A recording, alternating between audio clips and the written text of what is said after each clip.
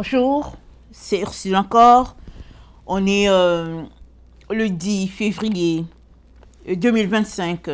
Alors, je viens sonner la trompette aujourd'hui encore et je viens proclamer le retour de notre Seigneur Jésus-Christ. Amen et alléluia, soyons bénis. Amen. Alors, le désert, un lieu de profondeur. Amen. Le désert est un lieu de profondeur, c'est un mal nécessaire. Alors, des déserts, une personne peut en traverser plusieurs. Amen. Il n'y a pas un seul désert dans la vie de quelqu'un. On peut traverser plusieurs. Souvent, les déserts se retrouvent, n'est-ce pas, lorsque Dieu veut nous faire traverser, lorsque Dieu veut nous amener à une étape donnée, il nous envoie le désert. Voilà. Parce qu'il faut passer par là, un lieu où c'est creux, où on ne comprend rien, et on se pose des questions, et on connaît des moments vraiment difficiles, et puis souvent on a l'impression que Dieu n'est pas là. Amen. Et on pourrait penser que, au fait, c'est qui nous a amenés là? On peut se demander, mais qui m'a amené là? Comment est-ce que je fais pour arriver là? Et Job a traversé cela. Et ses amis sont venus le visiter. Et ses amis se sont mis à l'accuser. Amen. Parce que Job, c'était une personne très respectable. Très respectée. C'était pas n'importe qui. Amen. Il craignait Dieu. Et il était béni de l'Éternel. Alors, les gens se courbaient devant lui. Lui-même, il l'a dit dans son témoignage. Mais toujours est-il que, au moment où Dieu voulait l'amener plus haut, le diable s'est présenté devant Dieu. Amen. Et finalement, le diable a reçu la permission d'essayer la foi de Job. Puisque le diable dit à Dieu, au fait, Job est comme ça parce que c'est toi qui l'as béni, tu as la main sur lui. Si tu enlevais la main, tu verrais, n'est-ce pas, qu'il te tournerait le dos. Alors Dieu a dit, essaye. Mon fils est calé avec moi. Amen. Mon fils, vraiment, c'est mon fils, en quelque sorte. Et Dieu trouve son plaisir, n'est-ce pas, à ses enfants qui s'accrochent à lui malgré tout. Il y a des personnes pour qui le matériel, c'est la fin. S'il n'y a pas de matériel, ils vont dire bye bye Dieu. Mais il y a d'autres, c'est comme, ok Seigneur, prends tout. S'il n'y a pas de matériel, c'est toi que j'aime et puis ça me suffit. Alors, Job, donc, a connu un moment du désert. Et l'histoire de Job est là. Et Job a tellement été châtié que dans Job 21, n'est-ce pas, Job 21, il dit en tout cas, il faut écrire ce que j'ai vécu. Il dit, il faut que ça reste écrit ce que je vis là. Ça ne doit pas passer sous silence. Gardez ça sur des tablettes. Pourquoi? Pourquoi est-ce que quelque chose doit être écrit? Pour témoigner, pour servir de preuve, n'est-ce pas, à la génération future de ce qui est arrivé. Et encore, on peut encore comprendre combien c'était quelqu'un d'une classe, n'est-ce pas, supérieure, parce que il savait, il y avait question d'écriture. Même s'il ne savait pas écrire, il était capable de payer des scribes pour garder son histoire bien écrite. Alors, dans Job 21, au verset... attendez, je me demande c'est où est-ce que ça... Je vais lire l'endroit où Job a dit qu'il fallait garder ça écrit. Job 21.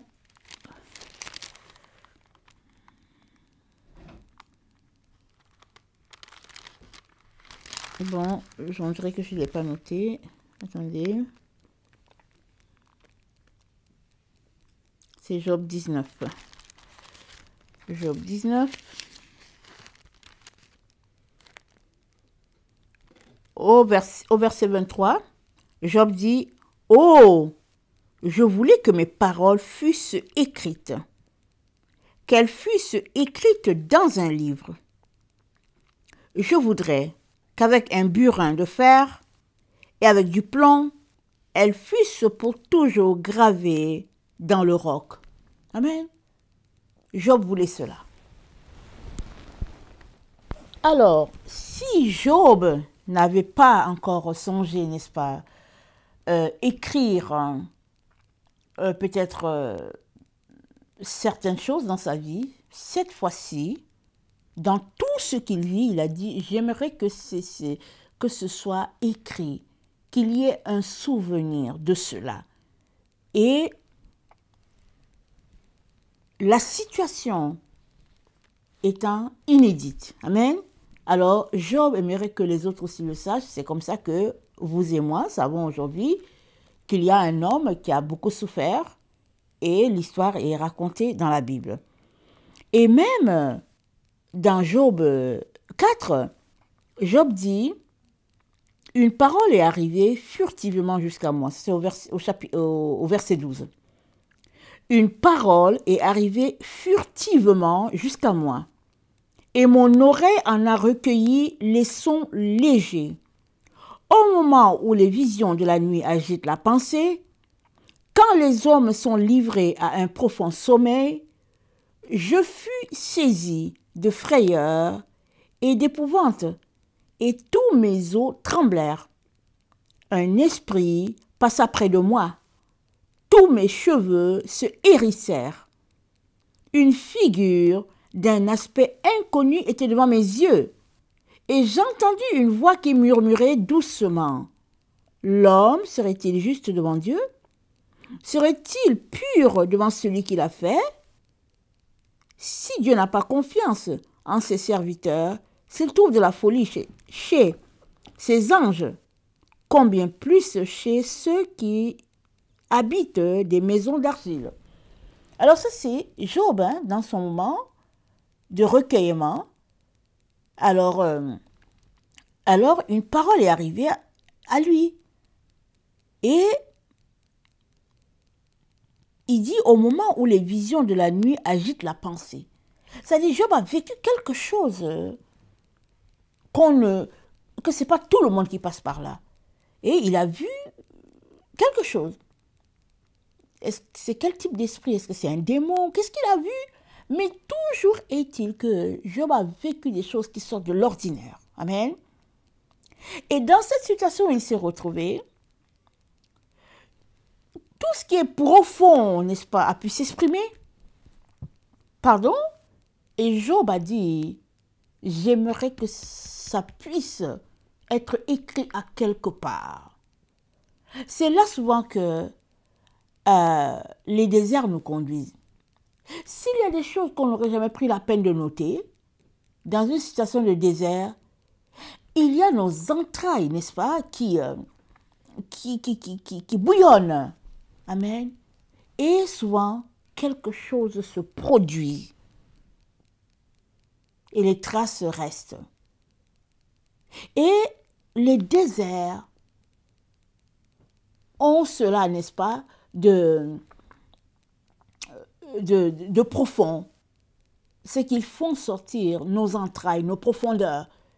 Et dans Job 16, amen, dans Job 16, au verset 16, Job qui est toujours en train de témoigner, n'est-ce pas, à ses camarades, Job dit, « Les pleurs ont altéré mon visage. L'ombre de la mort est sur mes paupières. » Amen. Il parle à ses amis. Et avant cela, il racontait comment ses traits l'environnaient de toutes parts. Et puis, de brèche en brèche, il ne faisait que vraiment s'enfarger. Job raconte sa peine, n'est-ce pas? Et il parle des pleurs. Un homme distingué, un homme riche, un homme respecté ne pleure pas. Amen. Pourquoi va-t-il pleurer? Peut-être il va pleurer de joie pour remercier Dieu de ce qu'il est béni et tout. Mais ici, c'était de douleur que Job pleurait. Et il disait comment l'ombre de la mort est sur ses paupières. Il était là, juste une épave, n'est-ce pas, de lui-même. Et au verset 17, nous sommes devant une situation de désert, de profondeur, mais on se rend compte que dans une telle situation, il y a deux choses qui peuvent se produire. Soit nos entrailles, n'est-ce pas, s'expriment, bouillonnent, et de nous sorte quelque chose de glorieux vis-à-vis de Dieu, ou sortent tout simplement des choses contraires. Ça, dans une situation de désert, soit on laisse Dieu nous transformer profondément, soit on claque la porte, et puis c'est le contraire qui se passe. N'est-ce pas? Et dans Job 17, au verset 1, c'est dit, « Mon souffle se perd, mes jours s'éteignent, le sépulcre m'attend, je suis environné de moqueurs, et mon œil doit contempler leurs insultes. Sois auprès de toi-même ma caution. Autrement, qui répondrait pour moi? Car tu as fermé leur cœur à l'intelligence, aussi ne les laisserais-tu pas triompher. » Donc, Job dit, Seigneur, tu as fermé le cœur des impies à l'intelligence. Les personnes qui refusent, n'est-ce pas, la correction de Dieu, ou bien qui refusent le désert de Dieu, se retrouvent dans une situation d'intelligence obscurcie. Ils se retrouvent dans une situation de ténèbres. Leur cœur est complètement fermé à tout ce que Dieu est en train de faire, et tout ce que Dieu aimerait tirer de là ne va pas se passer. Parce que, bon, les gens ne sont pas prêts, n'est-ce pas, à traverser ce type de désert-là. Job dit au verset 6, il dit « Il m'a rendu la fable des peuples, et ma personne est un objet de mépris. Mon œil est obscurci par la douleur, tous mes membres sont comme une ombre, et les hommes droits en sont stupéfaits. Et l'innocence se soulève contre l'impie. Le juste néanmoins demeure ferme dans sa voie. Celui qui a les mains pures se fortifie de plus en plus. Amen. Je vais encore lire. Le juste néanmoins demeure ferme dans sa voie. Celui qui a les mains pures se fortifie de plus en plus. Donc c'est ça qui arrive dans une station de désert. Soit on bascule carrément à l'opposé de ce que Dieu veut faire, et l'intelligence est obscurcie, la confusion, soit, n'est-ce pas, on est transformé et on passe de pureté en pureté, alors que Dieu est en train de fortifier nos bras, n'est-ce pas, et en train de nous aider à demeurer dans sa voie. Alors, voilà les profondeurs qui sortent d'une situation, n'est-ce pas, de désert. Et Job n'est pas le seul qui est passé par là. Amen. Il n'est pas le seul qui est passé par là. Dans Job 19, on voit Job qui cherche la compassion de ses amis, la compréhension de ses amis, qui sont venus, soi-disant, parce qu'ils ont entendu qu'est-ce qui est arrivé à Job. Ils se disent, mais non, on va aller le voir. Un peu comme quand les mages d'Orient ont vu l'étoile, ils ont dit, un sauveur est né, il y a un roi, le roi de la terre est né, on va aller le visiter. Alors, ils sont partis en voyage. Avec leurs chameaux, ils ont marché, combien de mois, on ne sait pas, mais ils sont allés en direction de l'endroit. Les amis de Job, où est-ce qu'ils étaient établis? On ne sait pas, mais toujours est-il qu'ils se sont rassemblés à l'endroit où était Job parce qu'ils ont entendu des choses terribles, ils ont dit, on va aller là-bas. Alors, il me semble que quand tu viens, tu trouves quelqu'un qui est dans un état piteux, la seule chose à faire, ce n'est pas de lui lancer des flèches.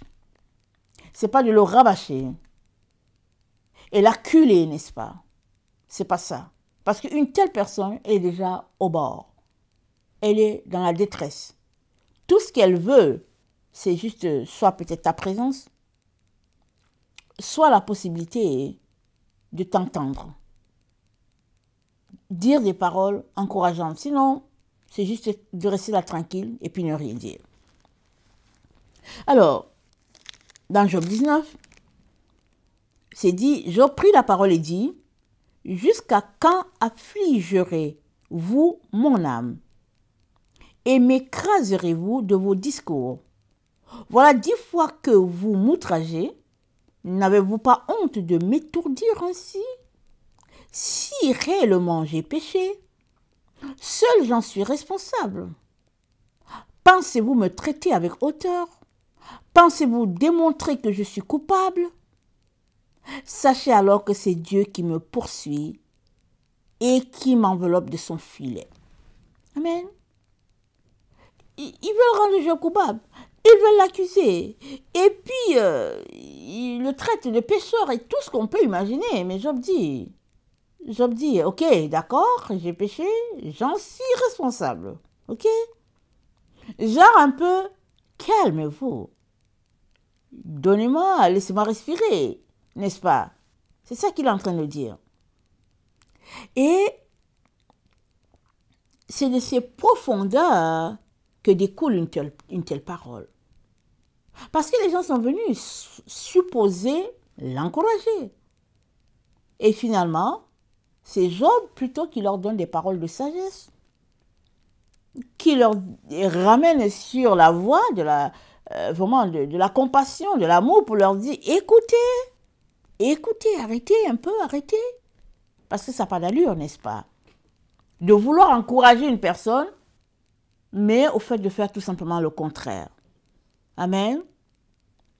Alors,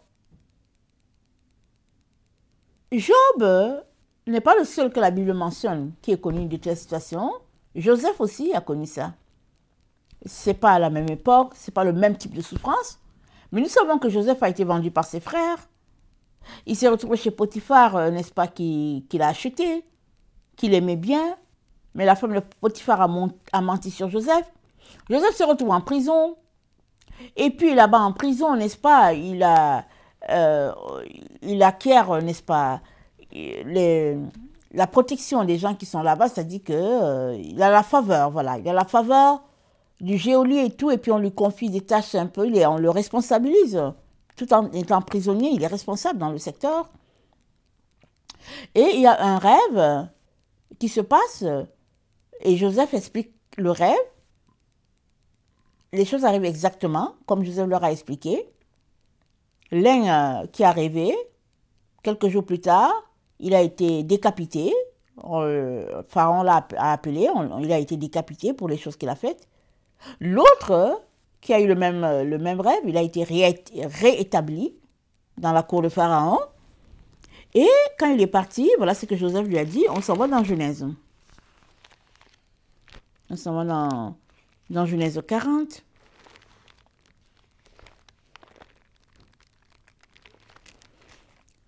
Genèse 40, le verset 14 à 15. Genèse 40. Le verset 14 à 15. Joseph lui dit, « Mais souviens-toi de moi quand tu seras heureux, et montre, je te prie, de la bonté à mon égard. Parle en ma faveur à Pharaon. Fais-moi sortir de cette maison, car j'ai été enlevé du pays des Hébreux, et ici même je n'ai rien fait pour être mis en prison. » Amen. La prison de Joseph n'a que trop duré. Joseph est entré en prison injustement. Voilà des années qu'il était là. Est-ce que c'était sa 15e année, sa 17e année? On ne sait pas. Mais c'était autour de là. Et Joseph voulait sortir de là. Amen. Souvent, on est dans le désert et la situation est telle qu'on réfléchit, on se dit, ok, si je ne sors pas d'ici, je ne vais jamais sortir. Et on essaye de trouver des voies et moyens pour sortir de là. Les situations de désert font sortir de nous des profondeurs. Des situations vraiment incompréhensibles. Alors Joseph sert ces deux hommes-là, il leur explique bien le rêve. Et il dit à l'autre, s'il te plaît, quand tu vas arriver dans la cour de Pharaon, voilà, souviens-toi de moi. Et dans Genèse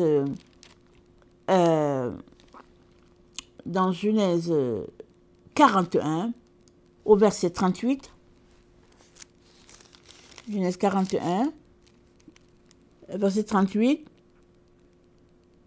attends, je me trompe, Genèse 40, excusez-moi, voilà.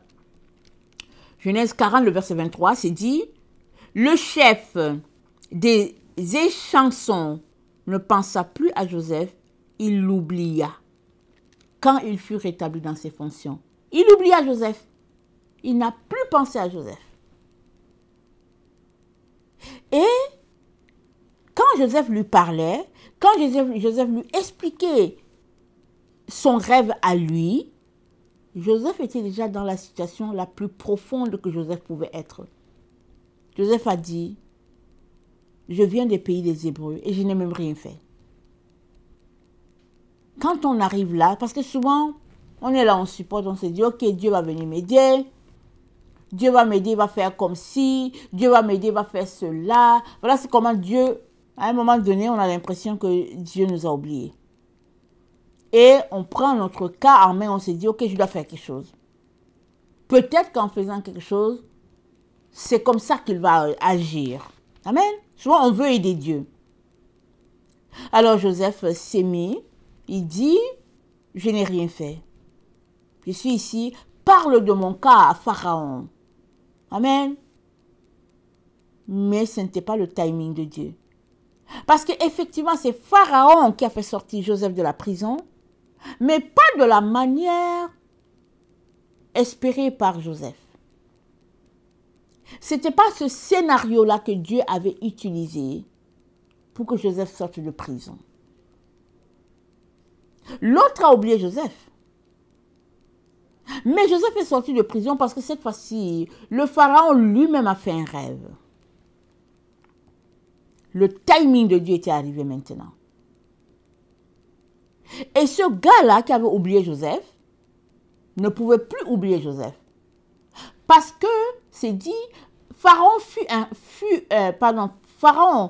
un rêve et Pharaon était troublé. Amen. Attendez. Genèse 41. Au bout de 2 ans, Pharaon eut un songe. Voici, il se tenait près du fleuve. Et puis bon, on raconte. Et c'est dit au verset 8, le matin, Pharaon eut l'esprit agité. Il fit appeler tous les magiciens de tous les sages et tous les sages de l'Égypte. Il leur raconta les songes, mais personne ne put les expliquer à Pharaon. Alors, le chef des échansons prit la parole et dit à Pharaon, « Je vais rappeler aujourd'hui le souvenir de ma faute. » Waouh, il reconnaît sa faute devant Pharaon. « Je viens rappeler le souvenir de ma faute. » Pharaon s'était irrité contre ses serviteurs et il m'avait fait mettre en prison dans la maison du chef des gardes, moi et le chef des penetiers. Nous eûmes l'un et l'autre un songe dans une même nuit, et chacun de nous reçut une explication en rapport avec le songe qu'il avait eu. Il y avait là avec nous un jeune hébreu, esclave du chef des gardes. Nous lui racontâmes nos songes et il nous les expliqua. Les choses sont arrivées selon l'explication qu'il nous a donnée. Pharaon me rétablit dans ma charge. Il fit pendre le chef des penetiers. Pharaon fit appeler Joseph. On le fit sortir en hâte de prison. Pharaon l'a appelé. On l'a fait sortir en hâte, rapidement, presto. Amen.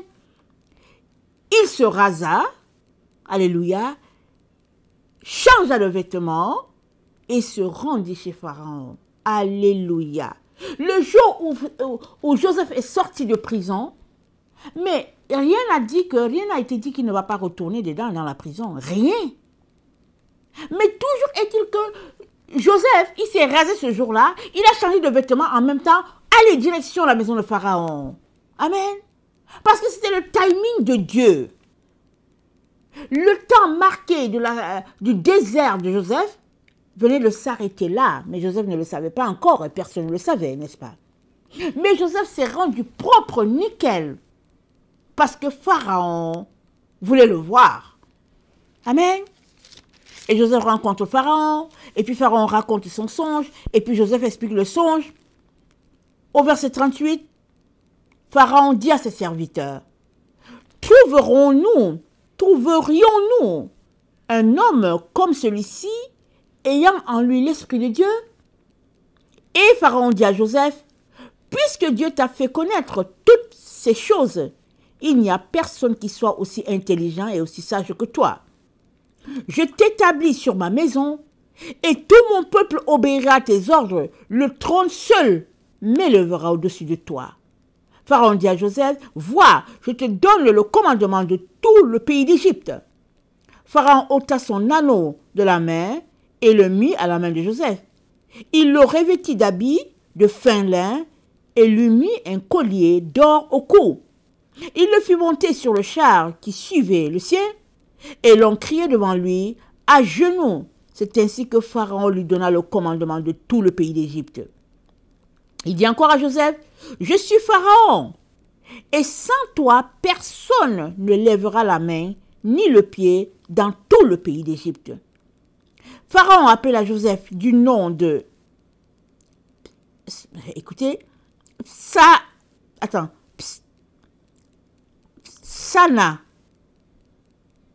Panéa. Excusez-moi si je ne prononce pas bien. Sana Panéa. Et lui fit donna pour femme Asna, fille de Potiphéra, prêtre d'On. Et Joseph partit pour visiter le pays d'Égypte. Amen. Le même jour que Joseph sort de prison, n'est-ce pas? Le même jour, il n'y retourne pas, mais il reçoit un titre, il est le second de Pharaon. Amen. Et on le balade dans la ville pour dire, voici le second après Pharaon.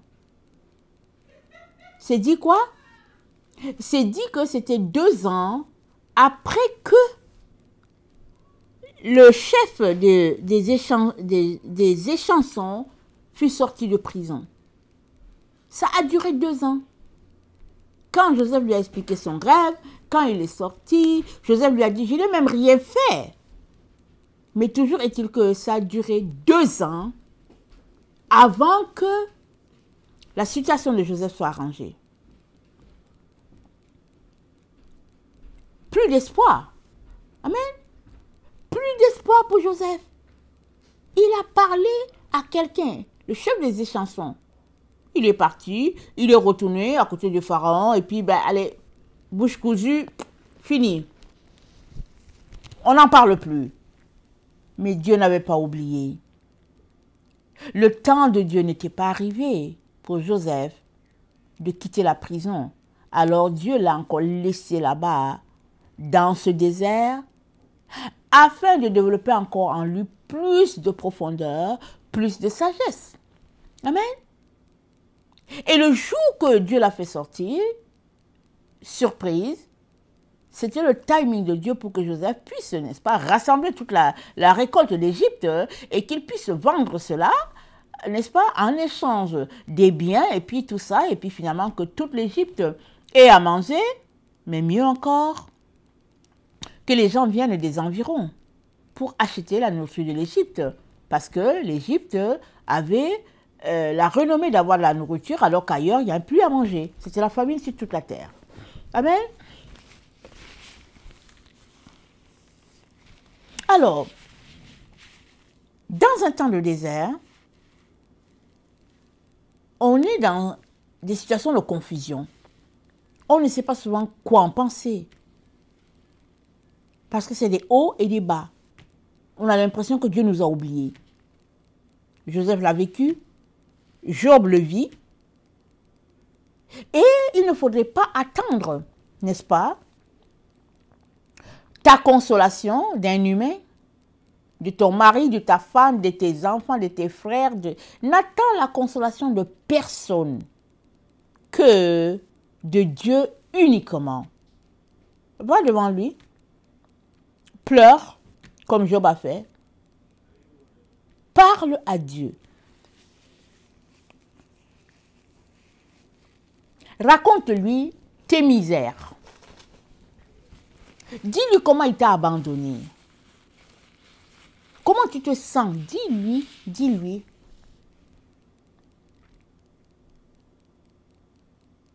Il sait comment il va te parler. Il sait ce qu'il va te dire ou ce qu'il ne va pas te dire. Parce qu'il est un père et qu'il est le père qui ne châtie ses enfants. C'est Job qui l'a dit. Amen. Quand ses amis étaient en train de l'accuser, de l'acculer, de dire plein de choses de lui, Job, n'est-ce pas, a dit que, au fait, c'est parce que je suis son fils. Si je n'étais pas son fils, pourquoi il allait s'occuper de moi? Pourquoi il allait me châtier? S'il me châtie, c'est parce que je suis son fils. Et un père, il prend soin de son enfant. Amen. Alors, c'est Job 21, au verset 16.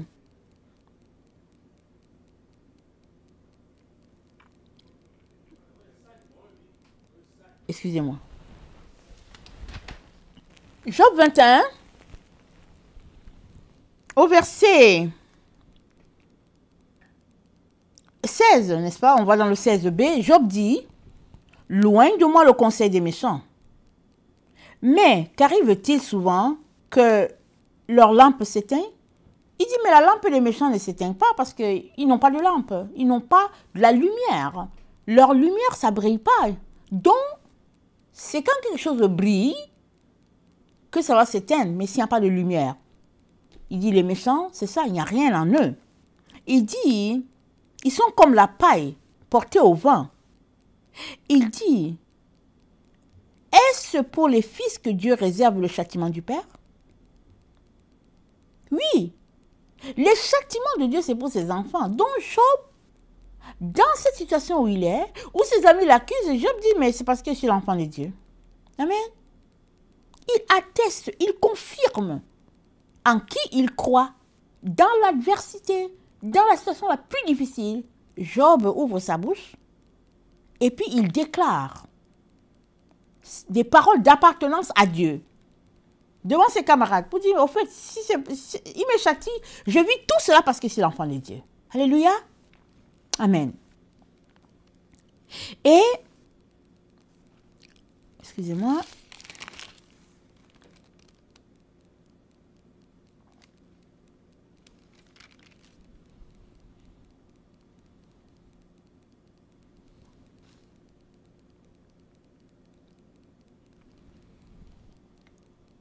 tu ne connaîtras jamais, n'est-ce pas, la profondeur où Dieu veut t'amener si tu n'acceptes de passer par son désert.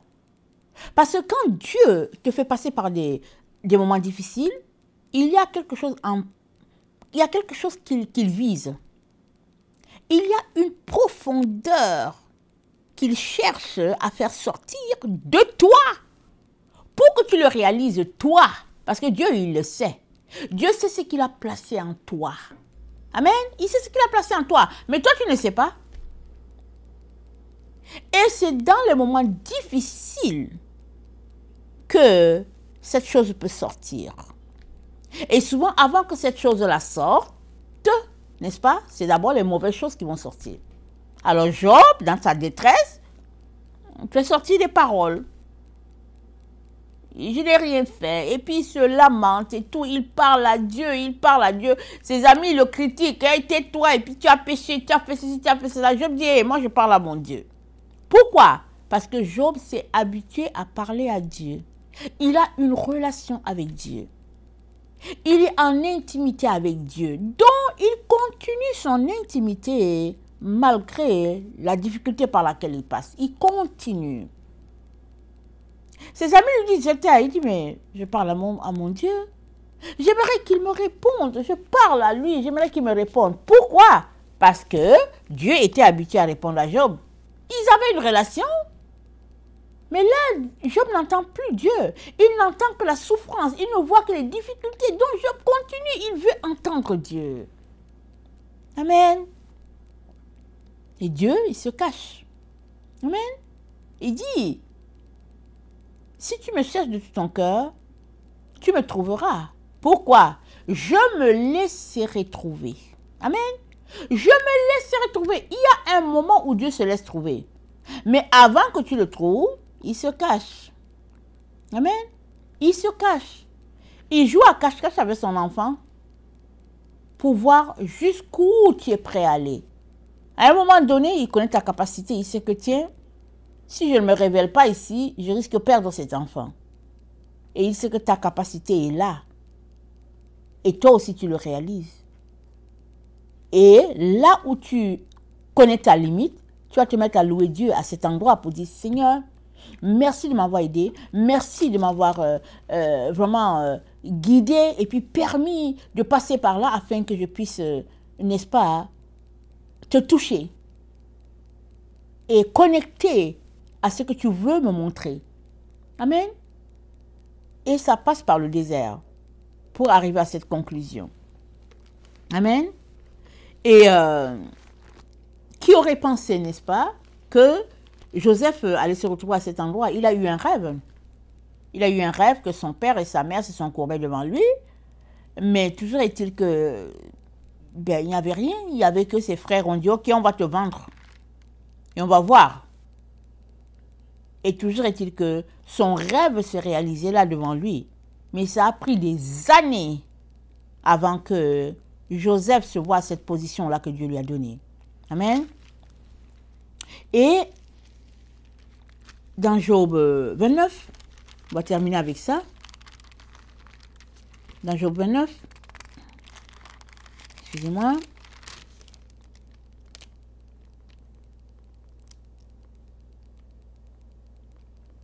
Non, attendez.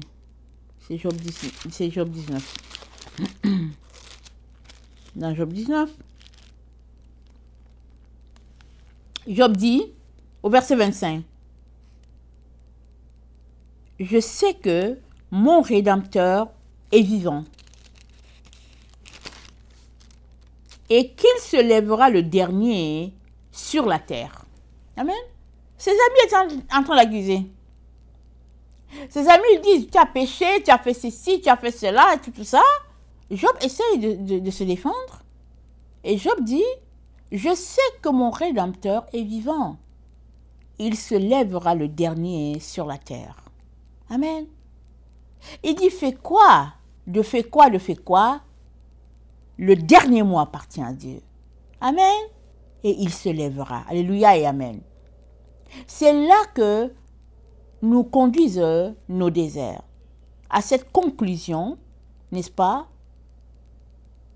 De découvrir une facette de Dieu qu'on n'aurait pas découvert autrement. Job, je ne sais plus à quel chapitre, dit, mon oreille avait entendu parler de toi, mais là, mon œil te voit. Mais ici, au chapitre 19, il dit, je sais que mon Rédempteur vit. Et à la fin, il se lèvera. C'est lui qui est le dernier. C'est sa signature, c'est son cachet qui est le dernier cachet. Peu importe la situation. Amen. Alors, les déserts servent à faire sortir de nous les profondeurs. Et c'est Dieu qui le permet comme ça, quand il juge que le moment est approprié pour passer d'un point A à un point B, pour passer d'un point Z, d'un point, pardon, T à un point Y, etc. C'est Dieu. Ce que nous ne devons jamais faire, c'est repousser, n'est-ce pas, la correction de Dieu, ou bien nous désengager carrément, parce qu'on ne veut pas de la souffrance. On est une génération, n'est-ce pas, qui ne vont pas souffrir. Et même la souffrance est présentée comme quelque chose de mauvais, comme une malédiction. Mais en fait, la souffrance, c'est au fait notre croix, au fait. Souvent, on ne s'arrête pas. pour faire le lien avec les choses. Jésus-Christ a dit quoi? Si quelqu'un veut venir après moi, qu'il renonce à lui-même, qu'il se charge de sa croix et qu'il me suive. Car celui-là qui perdra sa vie, il la retrouvera. Celui qui retrouvera, celui qui voudra sauver sa vie, il la perdra.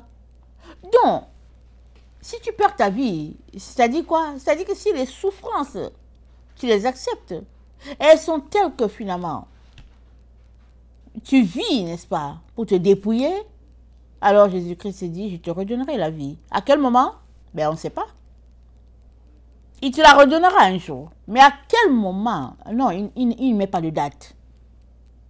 Seulement, tu dois porter ta croix. C'est-à-dire, tu dois renoncer à toi-même. Et laisser Jésus-Christ faire le travail. Parce qu'à la fin, tu diras comme Job, je sais que mon Rédempteur vit et il se lèvera, n'est-ce pas, à la fin. Il se lèvera le dernier sur la terre. Quelle belle conclusion, n'est-ce pas? Quelle confiance, quelle parole émanant des profondeurs de Job. Amen. Mais pour la faire sortir, il a fallu qu'il passe par des moments difficiles et qu'il soit acculé par ses amis. Amen. Souvent c'est ça. Une souffrance incompréhensible. Souvent tes amis, tout le monde t'abandonne. Tu t'arrêtes, tu te dis, mais qu'est-ce que j'ai fait? Tu ne sais pas. C'est là que Job était.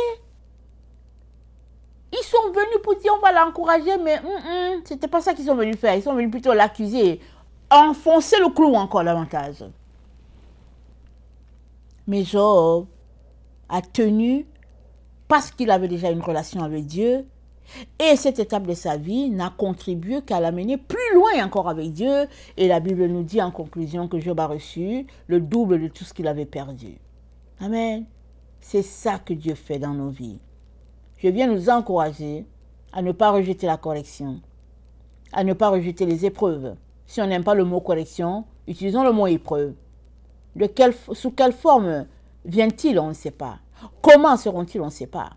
Mais toujours est-il que tant et aussi longtemps que tu gardes les yeux sur Dieu, Dieu te donnera d'arriver à bord. Amen. Que le Seigneur bénisse sa parole. Maranatha, Jésus revient. Amen et amen.